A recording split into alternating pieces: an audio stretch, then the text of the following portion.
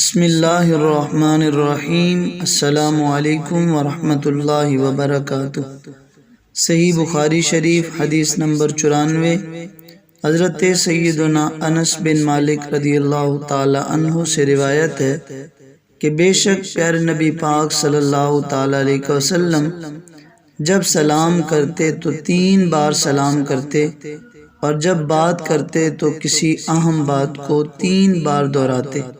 سامعین محترم، اس حدیث مبارکہ میں آپ نے سماعت فرمایا کہ پیارے نبی پاک صلی اللہ تعالی علیہ وسلم 3 بار سلام فرمایا کرتے۔